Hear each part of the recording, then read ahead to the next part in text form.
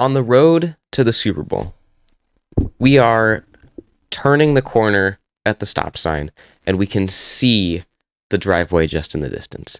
It's kind of like when you're younger, right? Say that you're like 8 years old. You're sleeping in the car, right? And then you make that one turn, and like you're home, even though you've been asleep the whole time. That's what it is. That's where we are in the NFL season. It's kind of a bittersweet feeling because, we're finally right here at the Super Bowl. In just a month, we'll have a champion for this year. A team will be getting their rings. A lot of players will retire. They'll play their final game in the Super Bowl, and it'll be a lot of fun. But at the same time, it feels like only yesterday the first game happened in September, and now here we are right at the end. But this weekend is the Conference Championship, which means that the two best teams from the NFC get to play each other, and the two best teams from the AFC get to play each other. It should be the best football we've seen all year. The Super Bowl should be better, but these will have two fantastic games in one day, and we are really excited for it. So we're really excited to take you guys through our picks for the Conference Championship Sunday and what we think is going to happen, what to watch for, and who's going to win, as we're both guaranteed to be 100% correct. Welcome to K&A Football.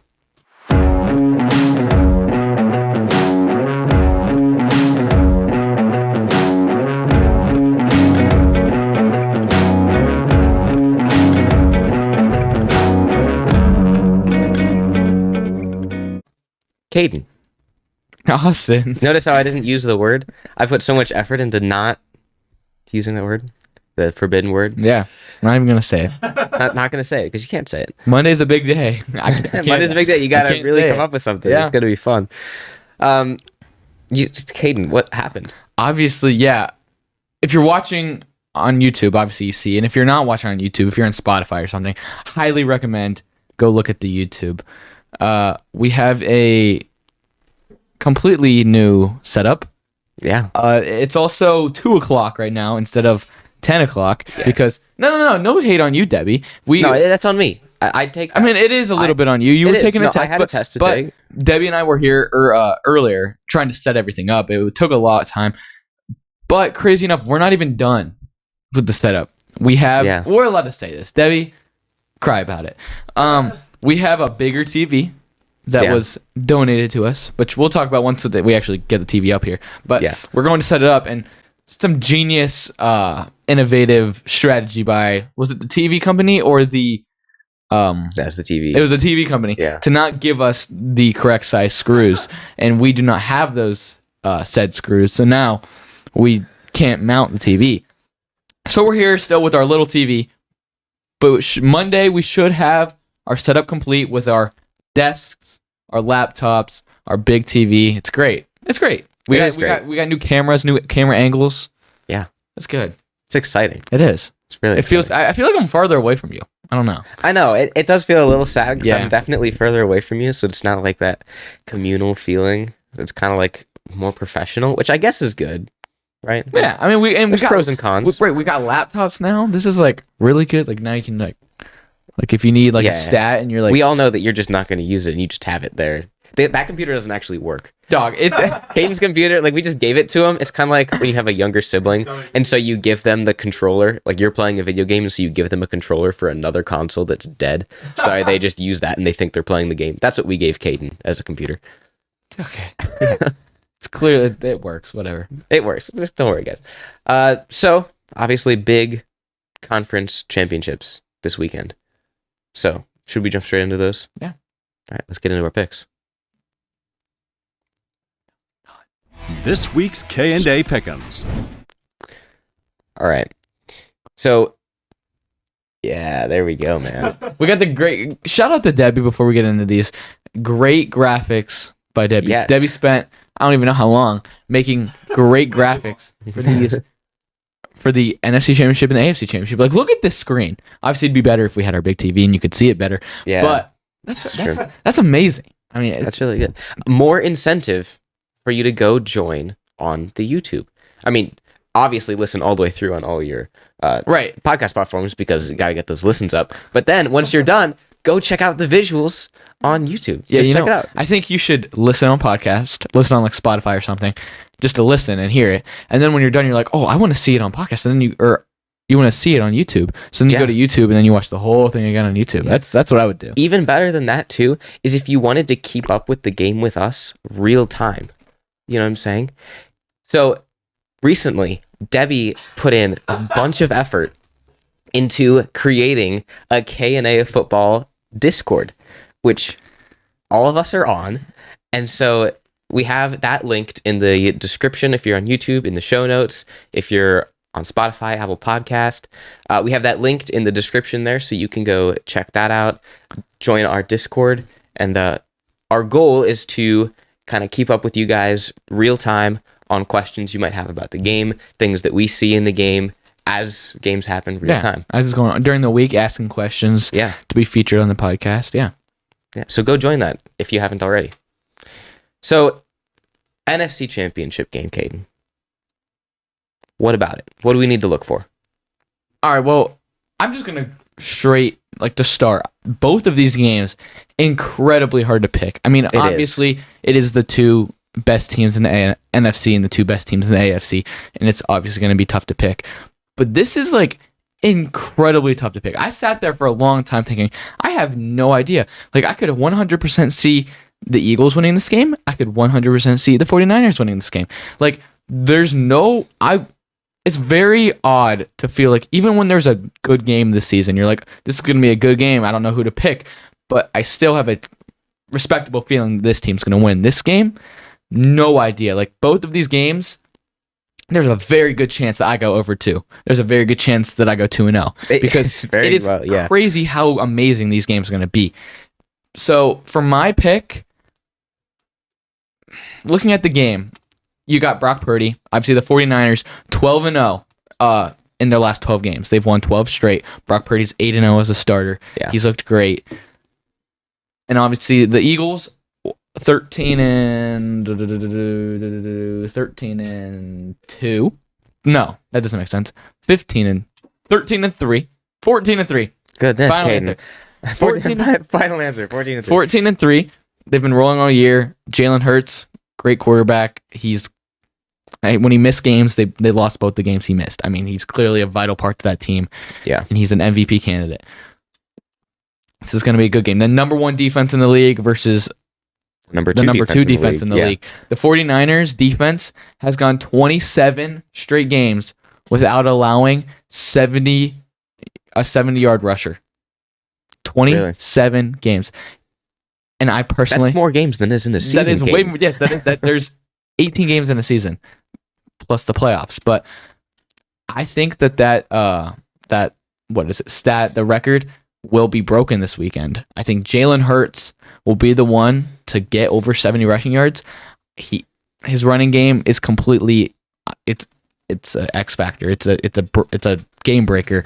You have his ability to throw deep. You have the great receivers. You got AJ Brown. You got Devontae Smith. So you got to keen in on those guys. So if you're keening in on stopping them, that leaves Hurts to run. If you're keening in on stopping Hurts to run, then he's just going to throw it over top of you and score points. Yeah. Factor in Brock Purdy being a rookie, playing still a very good defense. Debbie, don't we have a graphic that when I say the pick, it's going to go, right? I think that's how it goes. So I got... Debbie, click it. I got the Eagles in this game. I could see it going either way. Yeah. 100% could go either way. Yeah, I mean, this game, like you said 1,000 times, it could go either way. And that's just the nature of it. That's how these games are going to go. In my mind, this is going to be a low-scoring game because we have the number 1 defense against the number 2 defense. And then... in the AFC, we have 2 of the most high-powered offenses we've ever seen, with 2 of the worst defenses we've ever seen in the NFL. Kansas City and Cincinnati don't have fantastic defenses, so I think that game will be high-scoring. I think this one will be low-scoring. What you said about, keening in on who? Hurts? No, keening in on Goddard and Smith. Yeah, AJ Brown. Right, and AJ Brown to stop them from catching the ball. I don't think that the record of rushing yards is going to be broken against the 49ers. You said there's never been a 70-yard rusher in 27 games. Which is insane. That's super insane. The reason being that this year, in the entirety of 2022, so from last year all the way into now this year into the playoffs, they have played a zone defense in 90% of defensive snaps. Okay, so obviously then you have help underneath if your front four don't get the pressure that you need right away. So you have that backup. I also think that with playing a zone defense, like you're not double covering anyone. Someone's running through your zone, you're guarding them, and then they get in the next zone, and then they're guarding them, and that's how that works. Unfortunately for the 49ers, while they have one of the best rushing defenses in the NFL, clearly, Jalen Hurts does really well against zone defense. He's the second best against zone defense. Can you guess who the first is? Jalen Hurts? No, Jalen Hurts is the second best against zone defense in the NFL. Purdy's the first best against zone defense in the NFL, which is ridiculous. Yeah. Small sample size, but yeah. Yeah, very small sample size, but against zone defense, he's been the most productive this year. For this game, I think that it's going to come down to whichever team runs the ball better. That's what I think is going to happen, because both of these teams have obviously a very good defense, and this is going to be a very low-scoring game. This is going to come down to field position. And so I'm going to say whichever team can run the ball better is going to win. And I think that Christian McCaffrey, with 4.9 yards per carry, will help the 49ers to beat the Eagles, and Brock Purdy will be the first rookie quarterback to make it past the conference championship round. It can happen, man. I mean, like we've said 1,000 times, either of these games could go either way. Another thing that I do think that really plays into Philly's advantage is it is in Philly. So Brock Purdy, as a rookie, he has looked a little flustered in some playoff games, and that's at home being the favorite. Now he's on the road in a very hostile environment against a very good defense. I wonder how he'll react to that. I mean, last week they played the Cowboys. Cowboys are a good team, a pretty good defense, but Purdy really struggled. They did not win that game because of Purdy. He just did enough to make sure they didn't lose the game. Yeah. Now they're going against an even better Eagles team, which is a much better offense and a better defense. So if Purdy plays the same way that he performed last week, they lose this game. But if he can just step up and play like he's played most of the season, again, could go either way. I think it really comes down to just out the jump. Like you got to get ahead of the game early. You know how you know how you can get ahead of the game? How's that? You can get ahead of the game by reserving your Valentine's Day flowers today. Prince Florist in Canton is now accepting reservations for roses and custom bouquets so that you can be the hero when the big day arrives. Avoid the stress of last-minute shopping and how much... I'm sorry. Avoid the stress of last-minute shopping and make sure your special someone knows how much you mean to them. Place your order at princeflorist.com. That's PRINTZ Florist.com. That's a mouthful. Well, clearly, because you just can't speak. Don't have Kadin read any love notes to your special someone, because he's just gonna butcher over every word, dude. Hey, man, it's all right. I don't appreciate the hate, man. I'm sorry. Yeah, it should be one of the best games, dude.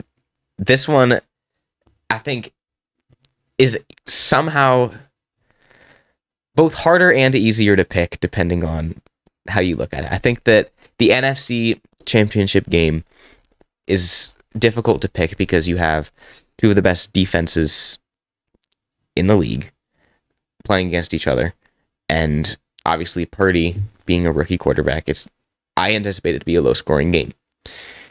The AFC Championship game, on the other hand, is different in so many ways. Like I said before, it's two of the most high-powered offenses we've ever seen, and Patrick Mahomes is injured. So it's like, what's going to happen? Not to mention, I hate bringing this up, I really do, but Joe Burrow is 3-0 against Patrick Mahomes. I hate to bring it up. Did you see what the mayor of Cincinnati said? Yes, I was going to get to that in a little bit talking about it, but yeah, it's the Cincinnati mayor wanted Joe Burrow to have to do some paternity test. Yeah. To see to prove once and for all that he is Mahomes' father. Which is very cocky and very arrogant because you're playing this week. Maybe if you win. Yeah, if you win, I wouldn't maybe do that the week of the game. It's that could definitely come back to hurt you. Yeah. Eli Apple won't be tweeting anymore after this one. So I've been instructed that I have to pick this game first, which is really tough to do. Hey man, I had to pick the last game first. I know. It's really tough. So the real question for me is how much is Mahomes' ankle going to hinder his play? Because obviously it has been ruled that Patrick Mahomes will be the starter against the Bengals this weekend, which is honestly a surprise to me. I thought for sure that Henne would be the starting quarterback this week, but you can't keep Mahomes out of a playoff game. I don't think that they could if they tried. If they told him he wasn't playing, he'd probably still show up and just walk on the field and say, no, thank you, I'm playing this game. Especially because it's in Arrowhead and he owns that stadium. So, like I said, the question is how much is Mahomes' ankle going to affect him? Patrick Mahomes this year has 117 pass attempts outside the tackle box, 99 attempts of passing on extended plays, and 116 pass attempts on the run. Okay, so that's over 400, or that's close to 400 pass attempts in one calendar year where he is moving. And now his ankle has a high ankle sprain. Like, how is he going to do that? And the Chiefs last week went completely away from all play action passes in the second half last week because Mahomes just couldn't go back, fake the handoff, and then spin to then pass the ball. So, despite that, though, Kadin, I will admit that there is probably some AFC North bias. Probably is. There probably is. The real... It's who do I think is going to win and who do I want to win? That's the real question here. Who do I think is going to win? I think that the Cincinnati Bengals will win this game. Who am I going to pick to win because I really want it to happen? Because I really hope that Joe Burrow is now 3-1 against Patrick Mahomes. I am going to go with the Kansas City Chiefs to win this game. In Arrowhead, I'm taking the Chiefs. Could definitely happen. I might pick it. I don't know. Yeah, like you said, Mahomes' injury last week, high ankle sprain. That's a very hard injury to come back from. Players take 4 to 5 weeks to come back, and he's coming back in literally less than a week. Yeah. And he's playing in this high stakes, should be a shootout AFC Championship game. When you hear that, you're like, okay, this is easily Bengals win. Bengals look like the best team in football right now. They literally are so hot since their bye week, back in week 6. Debbie's climbing over something. That made me laugh. I'm sorry.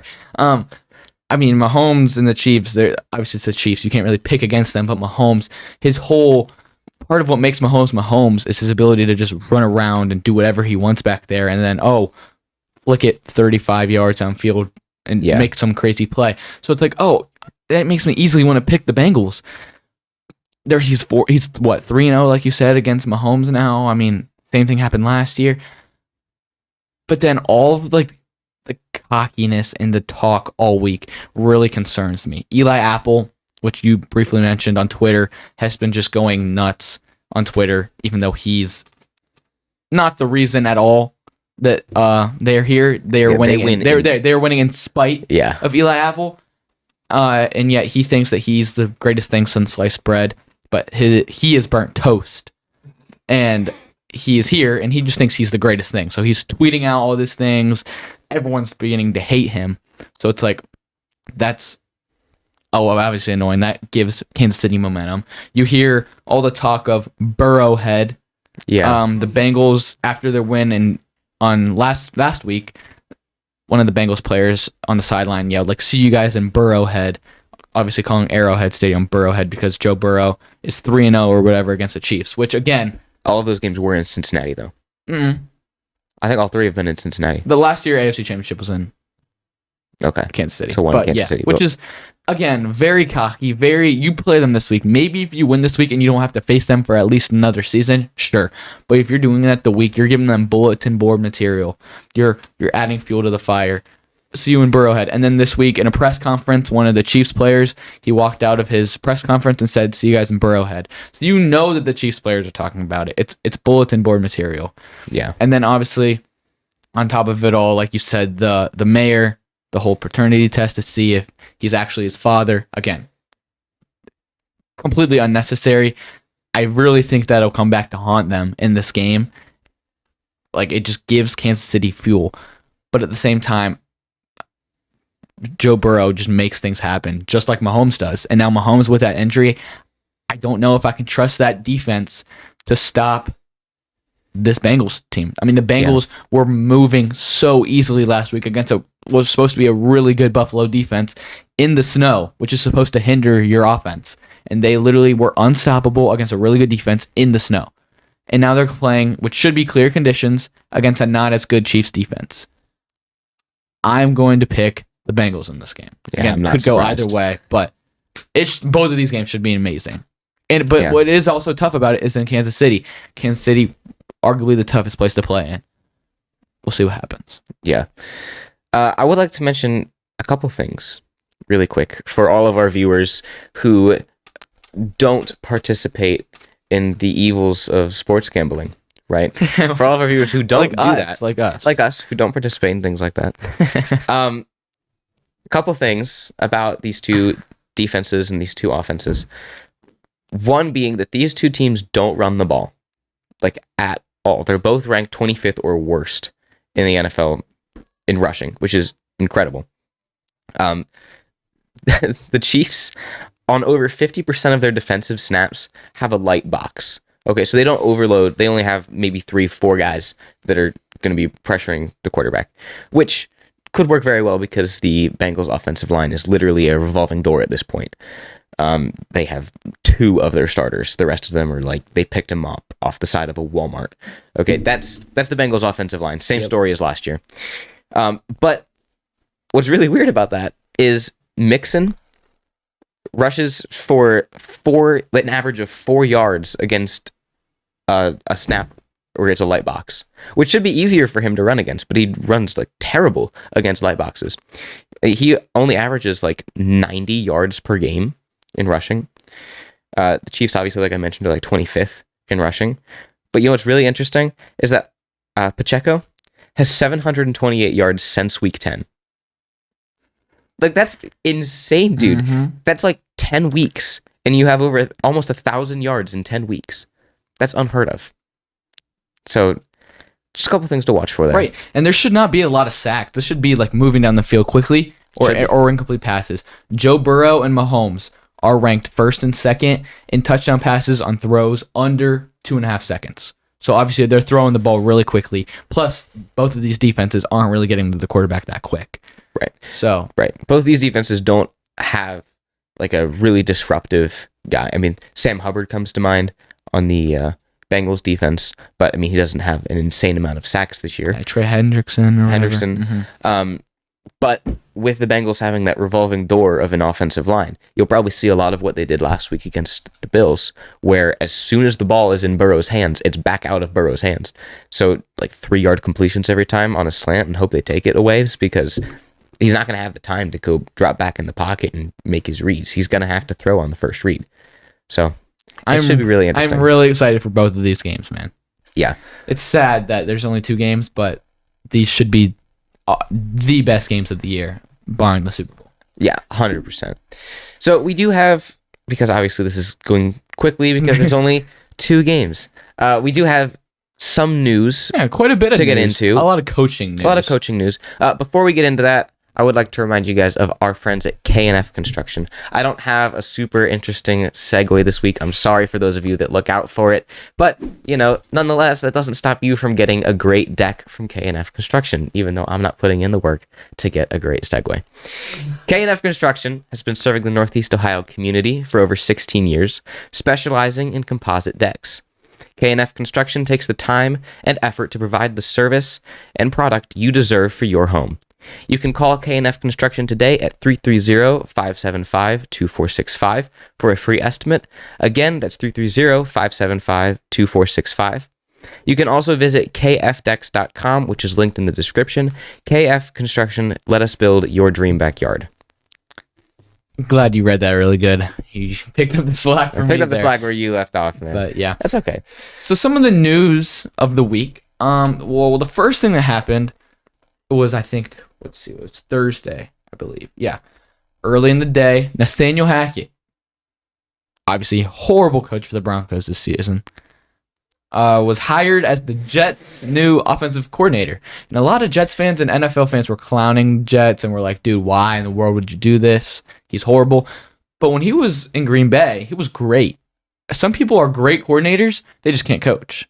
Maybe their situation's horrible. Maybe they just aren't built to be a leader and a coach. But you can be a great coordinator. I think it's a good move. I mean, if worst comes to worst, you fire him. Yeah, I mean, that's the long and short of it there. I mean, you can still have a productive season without, a bunch of, what am I trying to say here? Like, you can have a productive season with one aspect going to crap, right? Like, you can have a coordinator not be super great and you can still have a good season.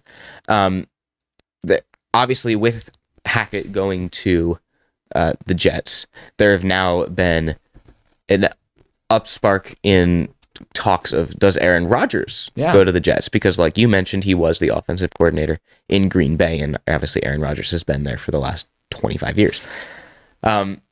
So, now the Jets are kind of like that, in my opinion, like that epicenter of quarterback conversation. So it's like, who goes to the Jets? Is it Carr? Is it Brady? Is it Lamar? Is it Rodgers? The Jets honestly are like looking into every single quarterback for who they're going to bring in next year. If the Jets go into next season with anyone other than Rodgers, Lamar, Brady, then I think that's a loss of an offseason for them. I mean, they literally, like you said, they're the epicenter. They could get anyone they want. They have a great defense. They have a good situation. I think quarterbacks would want to go there as well. I think so. I mean, you obviously have Breece Hall, who's, I think, going to be one of the best running backs next year. So you have a solid backfield. Garrett Wilson is honestly probably going to win Offensive Rookie of the Year. So you have him at your receiver, and your defense is phenomenal. It's one of the best situations. And you have, I think, 11th or 12th or 13th draft pick. So you can definitely still get another playmaker for what said quarterback that comes in. Yeah. Perfect. So it's a great situation over in Jets land. Speaking of the Jets, Mike LaFleur was the offensive coordinator before they hired Hackett, and he was just hired by the Rams. So he's joining McVay's staff and gonna hopefully help them not to win a total of 4 games this year. Do you think it'll happen? How good of a coordinator do you think he is? Do you think he's good, or do you think it was just a product of Mike White and Zach Wilson that caused him to falter this season? I mean, you can't really look at him and be like, he was horrible. I mean, look at his quarterbacks he had this season. He still made pretty good. I mean, his receivers were good. His running backs were good until Breece Hall got hurt. But I think he's going to be all right. I mean, I don't think an offensive coordinator is going to completely change your team. You still got a great coach in Sean McVay. You got good players. I don't think it's going to hurt you too bad, even if he is bad. So I think the Rams are fine with him. I mean, the Rams, they got to fix something because they really struggled this season, but I don't think it's too big of a deal. Yeah. I think one of the... I won't get there yet. I think one of the more interesting pieces of news is DeMeco Ryans. DeMeco Ryans. If you guys don't know who he is, he's the defensive coordinator for the 49ers, who obviously have the best defense in the NFL. And a big game tomorrow. Huge game tomorrow. It's very likely that he's going to become the Texans head coach for next year. He's the top candidate, and he'll probably get the job because he has all the qualifications for it. What's interesting about that to me is this will mark 3 seasons in a row that the 49ers send someone else out to become a head coach in the NFL. I mean, hey. They're doing something right over there. The Shanahan coaching tree is just getting bigger and bigger because... the Shanahan coaching tree is going to be crazy in like 10, 20 years. I mean, that's the thing. When you're a good team like that, it almost hurts. It sucks because you're a great coach. You're a great team. Your offensive coordinator, your offense is great. Your defense is great. They snatch up one of your coordinators to be a head coach. Same thing next season. And that's what's happened to them lately. That's what happens to a lot of teams. And it's like, man, you want this guy to stick around and keep building, but obviously you want him to go get a head coaching job. Good for him. but now you got to start new. I mean, the Lions offensive coordinator, he was great this season. Lions have been horrible for so long. He was great, schemed up some amazing play calls, almost got them to the playoffs, and he was a very hot candidate. And then last minute, he's like, you know what? I want to come back. I want to stay. I want to at least get another year on my belt. I don't know if I'm ready to be a coach yet. I need to learn more NFL stuff, which is, I mean, great for him. Smart move. And also good for Lions because now they have another year with this guy. He's clearly a good coordinator. Yeah. I mean, those situations are, Yeah, and he was obviously a candidate for your Panthers. He was the front runner for a long time. He was the front runner for a long time. And just recently, the Panthers hired their head coach of the future, Kadin. They did. And I will say, I texted you. You did. The morning before he was hired. And I said, Austin, call me crazy, but do you know who I want? I said, do you know who I want as coach? And you thought I was talking about our Y-ball team, which was so funny. I laughed so hard at that. But then I was like, what? And I was like, no, I'm talking about the Panthers. He's like, oh. And then I said, my life isn't just NFL guys, okay? I mean, neither is mine. But it was funny. We have a coach for our Y-ball team. Preston's a fantastic coach. 4-0. He had the play call of the century last night to win us that game. Shout out to Preston. But yeah, so I texted you and I was like, I want Frank Wright as head coach. He's an offensive mind. Panthers have, in their short history, have never really had offensive minded coaches. They've had 2 or 3, but they were very short stints, very early or very late in the 90s, like when they were established in 95. So it's like, okay, I kind of want an offensive guy because Ron Rivera was defensive. Matt Rule was a joke. Like, I just want an offensive guy. All the coordinators, all the coaches that were left in the playoffs last round were offensive-minded coaches, except for Sean McDermott, who was defensive, but he said, I mean, you got Josh Allen, a quarterback. Obviously, you're fine. Yeah. But all the other coaches were offensive-minded coaches. So I was kind of leaning towards, I want that. And if you look at his situation in Indy, it was horrible. And he ended up getting the job. That's where we're going to. They hired him as their coach. If you look at his situation in Indy, you can talk about something. I'm going to try to pull up the thing I found a couple days ago. Oh, wait, no, I think I screenshotted it. Oh. He obviously they didn't look good there. Okay, here we go. They struggled. He was fired this season.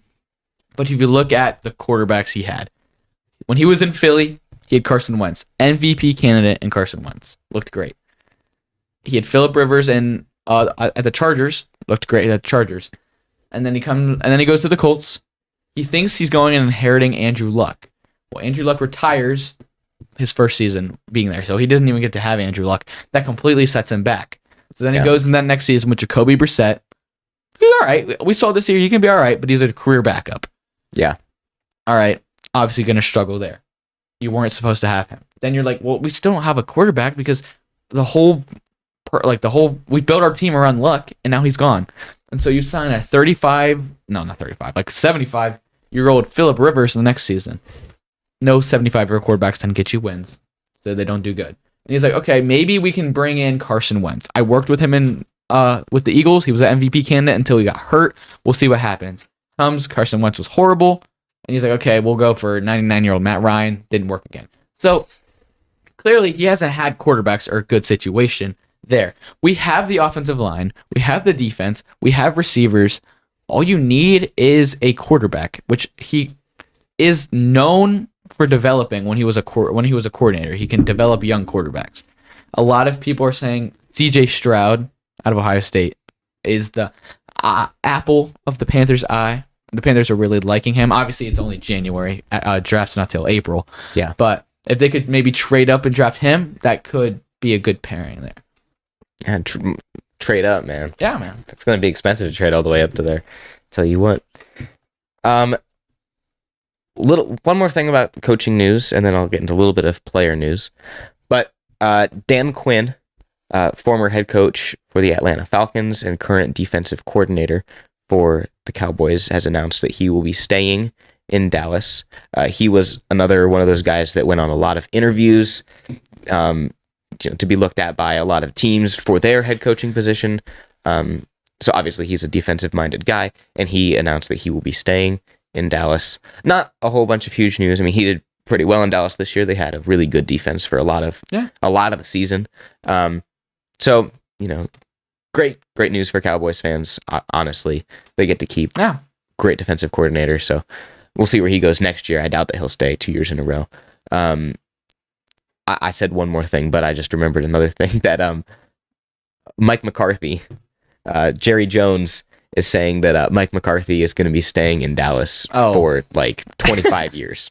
I did not hear that. Yeah, he wants him to be a lifelong coach of the Cowboys. Like when Mike decides that he wants to retire, that's when he'll stop being a Cowboy. And I'm sure Cowboys fans are loving that. Oh, that's fantastic right there. With those play calls, why wouldn't you love it, man? Yeah, you can keep running those Zeke snaps. Zeke as center. It's good stuff right there, I'll tell you what. Last thing of news that I have is that Tua is still in concussion protocol. I'm sure that none of you thought that you'd be hearing about Tua at this point in the year, because obviously the Dolphins have been eliminated for 2 weeks now, and Tua clearly wasn't going to play for the last 5 weeks. But he is still in concussion protocol. So what's up with that? Is he ever going to play again? I mean, if you're in concussion protocol for this long, he doesn't have a concussion anymore. That's just how it works. But they're probably just wrapping him in bubble wrap and carting him everywhere so that way he doesn't bump his head. Because what are you going to do next year if you don't have him? You're going to play, what's his face? Skylar Thompson. Skylar Thompson is your quarterback all year? No, you're not. No, you're not. Yeah, I mean, he's got to start considering maybe retirement. Because which is sad to say, because he's only been in the league for 2 years. But at some point, your life and your future and your brain is more important than football. I know you've worked your whole career to get here, but you're going to retire mid-30s anyway. You don't want to retire mid-30s and then have an Antonio Brown moment and have CTE. And look at Antonio Brown now. I mean, you don't want to be in that situation. You got to really consider retirement if you're Tua. Yeah, very unfortunate. Yeah, and then one more thing that I put on here. Justin Fields trade rumors are really heating up. I think it's all smoke, but it's really concerning how much they're talking about trading him. I mean, Justin Fields, he's proven that he can be a great runner. I think he'll be a fine passer. Look at who he's throwing the ball to this season. Equinemius St. Brown. Sorry, bro, that's not a good receiver. And they're really talking about trading him away and then drafting Bryce Young and then building around Young. I don't see how that's any different. You're putting Young in the same situation that you put Fields in. And you don't know how Young will do in the NFL. Yeah, he's a great prospect, but there's many times that people were great prospects that didn't pan out. Justin Fields has proven, you have a proven NFL guy. You're going to throw that away for a prospect. And it's not like he's like an old guy. He's in his third year in the league. Makes no sense to me. I really don't get that.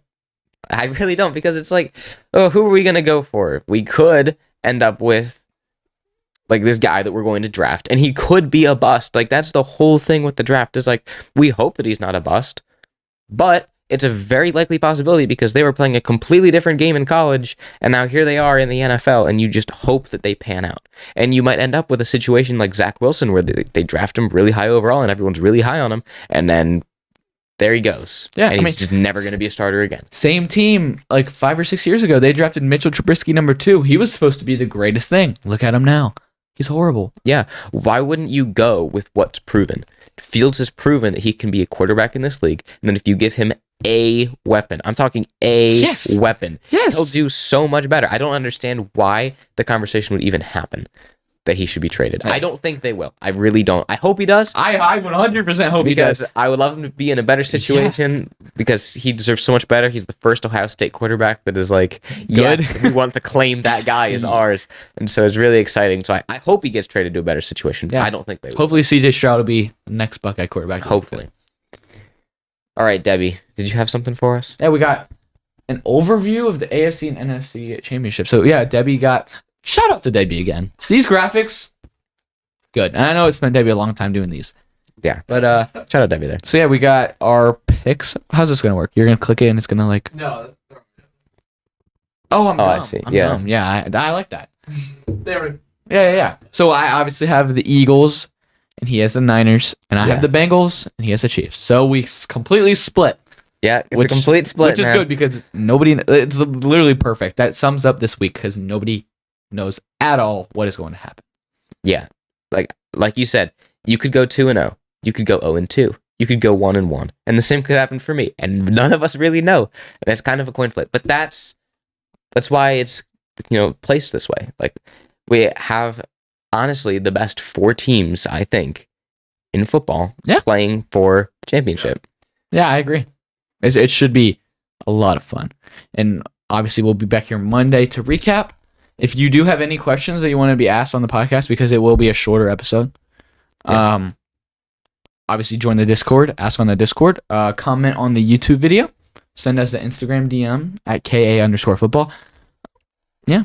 We'll have our bigger TV. We should be getting the screws today after the show. So yeah. Pretty exciting. We hope that you guys enjoyed this episode. We hope that it will be a fun weekend of football. And when we come back here on Monday to recap all of the action, we will have our 2 teams that will be playing in the 2023 NFL Super Bowl. We'll catch you guys next time. Thanks for watching this episode of K&A Football. You can listen to our podcast wherever you get your podcasts, and we're also active on Instagram, TikTok, and YouTube Shorts. If you made it this far in the video, thank you. You're a real one. We'll see you next time.